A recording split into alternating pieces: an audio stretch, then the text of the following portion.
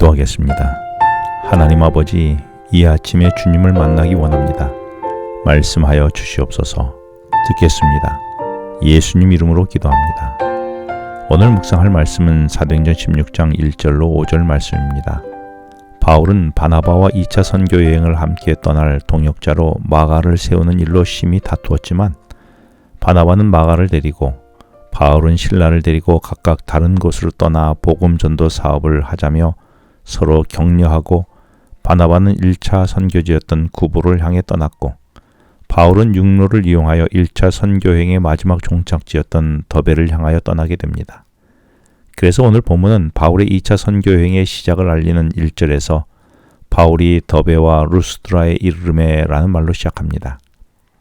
사실 바울이 멀쩡한 정신을 지니고 있었다면 바울이 2차 전도 여행을 하면서 절대로 루스드라를 다시 찾지 말아야 했습니다. 왜냐하면 바울은 이곳에서 사람들에 의하여 죽도록 돌에 맞아 사람들은 바울이 죽었다고 생각하여 성 밖에 던져버렸거든요. 그런데 바울은 자기 발로 다시 루스드라를 또 찾은 것입니다. 이 말은 바울이 또 다시 죽음의 돌팔매질을 당해 죽어도 좋다는 뜻입니다. 이런 주님의 부르심에 순종하는 바울의 소명의식은 현실의 위험과 위협보다 더 강했기 때문입니다.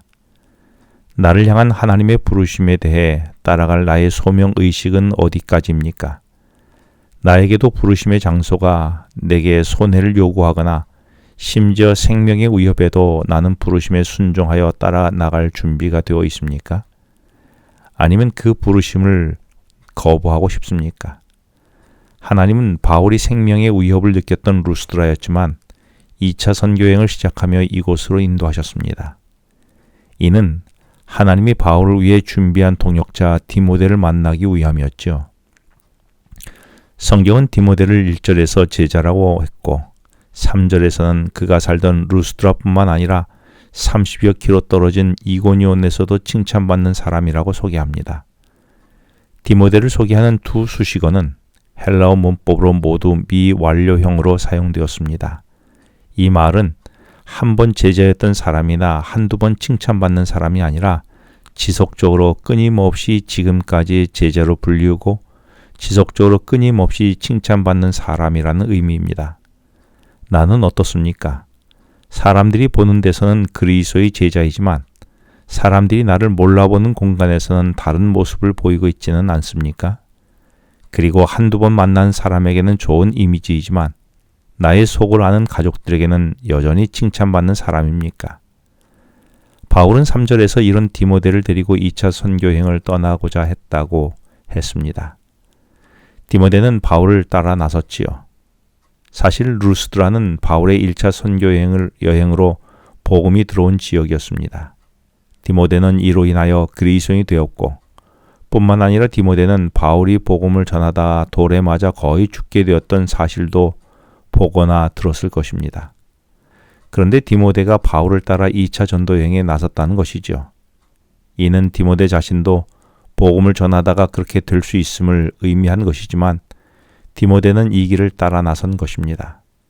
성경학자들은 이때 디모데의 나이가 18세쯤 된 젊은 청년이었다고 말합니다. 내게도 디모데와 같은 죽을 각오의 헌신이 있게 해달라고 기도해 보지 않겠습니까? 이후 디모데는 바울의 선교 여행에 매우 중요한 동역자가 되지요. 디모데의 이름은 바울의 모든 서신 중에 등장하고 바울은 그가 에베소 교회에 사역할 때에 디모데 전서와 후서를 보내어 목회 서신을 보내주기도 했습니다. 그런데 바울은 이런 소중한 젊은 동역자를 작은 도시 루스드라에서 어떻게 찾을 수 있었을까요?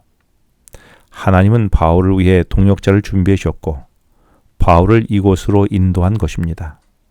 하나님은 내게 일을 맡기기만 하시는 분이 아니라 나의 모든 필요를 아시고 나를 위해 동역자를 준비해 두시는 분이심을 믿어야 하지 않겠습니까? 그런데 바울은 3절에서 디모데를 데리고 떠나기 전에 그를 데려다가 할례를 행했다라고 기록합니다. 디모데는 어머니는 유대인이었지만 아버지는 헬라인이었습니다. 그리고 이방 땅인 루스드라에서 태어나 지금까지 살아왔기에 할례를 행하지 않은 차에 바울을 통해 복음을 받아들인 것입니다. 그런데 여기서 궁금한 것은 지난 15장에서 바울은 할례 문제로 논쟁한 적이 있었습니다. 유대교에서 개종한 그리스도인들은 이방인이 그리스도인이 되었다고 해도 할례를 받아야 한다고 말할 때에 바울은 그럴 필요가 없다고 했었습니다. 그래서 결국 예루살렘 총회를 열고 할례를 행하지 않아도 된다고 판결을 받아냈지요. 그런데 지금 바울은 디모데를 데리고 가서 할례를 굳이 행한 것입니다.